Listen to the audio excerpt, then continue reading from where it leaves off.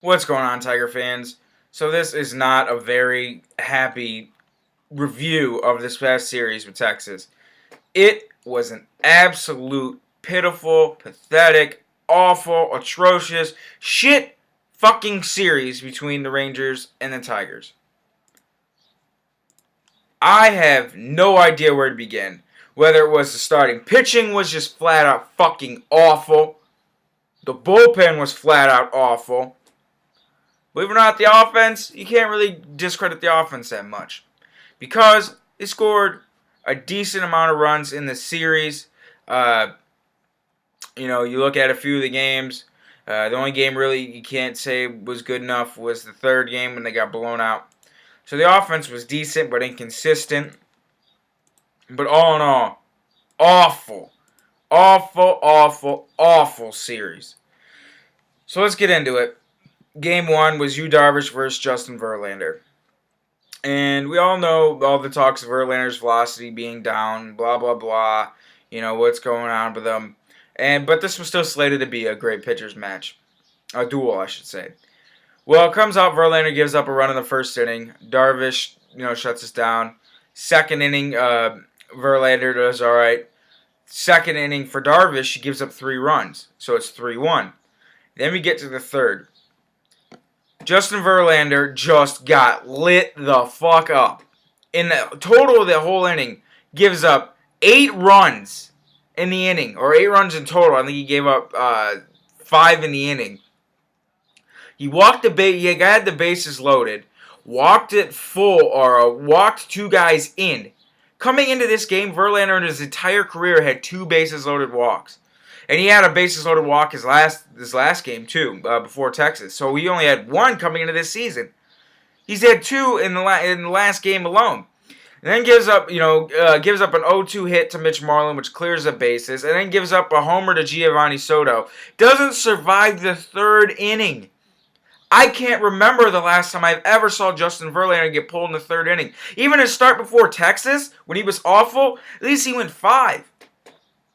This start was awful, but he was throwing 99 miles an hour. And I think what Verlander did I think he came out trying to be, everyone's saying my velocity's down. All right, I'm going to be that Justin Verlander that comes out throwing 99, trying to just blow hitters away. And he tried to do that, and he failed miserably. I think he was overthrowing everything, and I think it was causing him to be erratic with his secondary stuff, and he was missing the strike zone, even because he threw 95 or 21 pitches in that 3rd inning alone that was 95 or above, and I think that caused him to be all off with everything, and I think it's a mechanical adjustment what he needs to make. I think that's why he's pitching awful.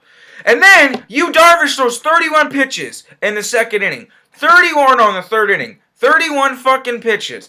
And he still goes 8 and throws 131 pitches. What? I couldn't believe it. I was pissed that the Tigers couldn't do anything off him after that inning. It was atrocious. Atrocious fucking game. And it's not a game I'm happy about. So, we move into game 2. And Ricky P throws a gem. Ricky P of all people. He throws an absolute freaking gem. And I think he went 6 or 7 solid innings. Only mistake was a homer to Giovanni Soto. A great looking curveball, that sinker on the outside black all night. He looked awesome. And it was the 2nd time in 20 years that the Tigers have played at Arlington Park that they've ever won a 2-1 game. The potato head came out and pretty relatively easy inning. It was a great game. All right. Maybe the game before that was a fluke. Maybe the Tigers, just didn't have a great game. Maybe they could salvage a split in this series. So game 3 comes out. Anibal Sanchez gets lit up and doesn't even get out of the 4th inning. I think he went almost 5 innings. It was pathetic. It was the worst Anibal Sanchez has looked by far all year. And I'm not going to get on Anibal. Anibal went 2 2/3. I'm not going to get on Anibal. You can't get on Anibal Sanchez for having this bad start. This is literally his first bad start he's had since last year. But it's just the point of how collectively shit this team played in this series. So, in the first 3 games, Verlander doesn't survive the 3rd. Thank God Porcello had a good outing the 2nd day. Sanchez can't even survive the 3rd inning. And this bullpen was just overworked so much. I think the starting pitching going into Game 4 only had 15 innings pitched in 3 games. That's awful. And the offense this game was just awful. They had plenty of chances, but Grims shut them down. And what more can you say? And then Game 3, or last game of the series, Miguel Cabrera just goes off. He has a 3-homer game, and believe it or not, both times he's ever hit 3 home runs in a game, the Tigers lost. He has 3 home runs, 5 RBIs, and our bullpen cannot hold a 3-run lead twice in this game. Twice they fucked it up and blew it. Doug Fister comes out pitching good, and then after the 4th inning, boom, blown up. And this should have been a game that we should have won. You score 8 runs. 8 runs for usually this staff is more than enough to win. Miguel Cabrera went, guys, hop on these shoulders. I'm carrying the team tonight. We're taking a split and we're leaving Texas heading to Cleveland. Nope. They had a 4-1 lead, blew it.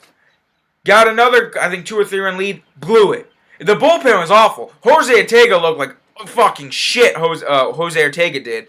And then it was just a joke. And they just blew it wide open in the 7th or 8th inning. I forget what inning they scored. They scored like 3 runs in it. And it was just a joke. The Tigers only take fucking 1 of 3.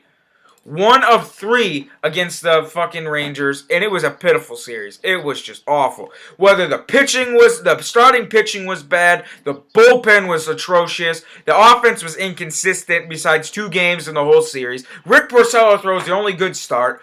And I mean, this series, to show you how bad it was, the Tigers just last week, you can go back and read look at my video from last week, was like ranked either 1 and 3rd in almost every pitching statistic just from this series.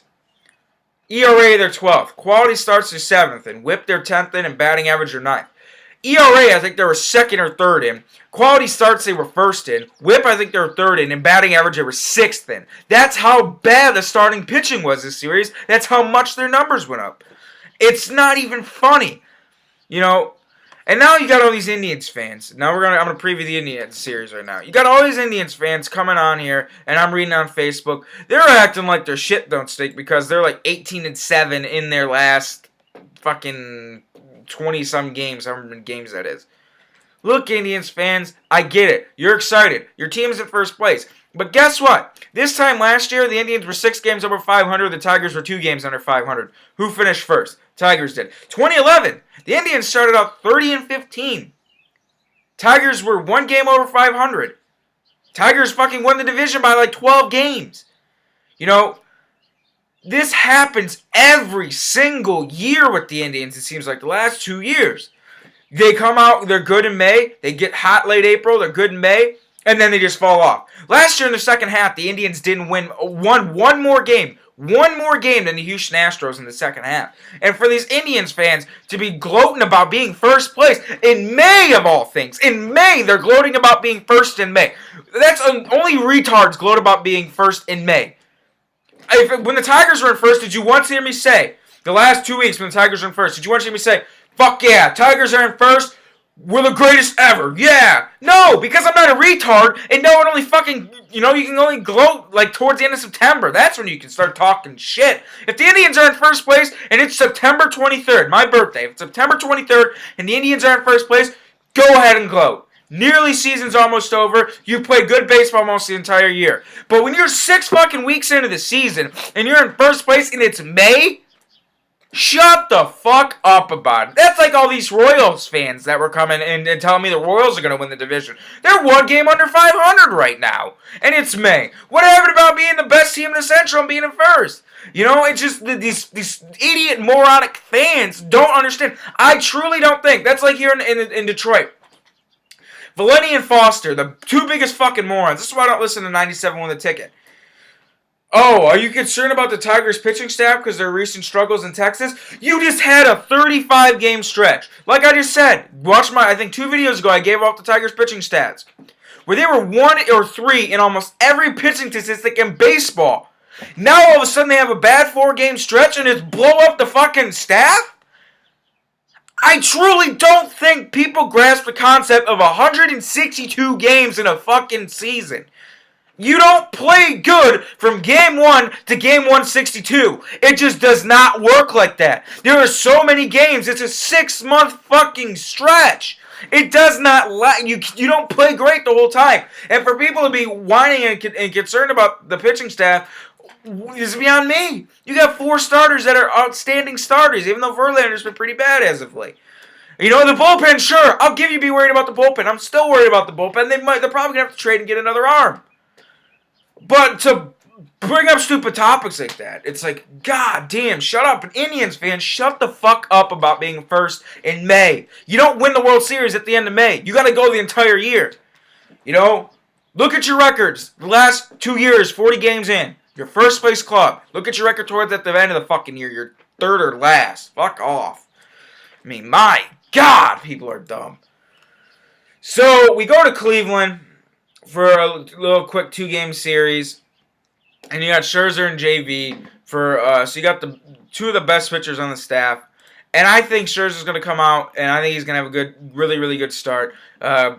We haven't played great at Progressive in the last few years. It's been a struggle trying to win there. But if the Tigers can go in and take these 2 and hit the Indians on the chin, who should have been swept by the Mariners, but they won on a walk-off all 3 goddamn days. You know, hit them on the chin, show them, hey, look, you know, Tigers can still win.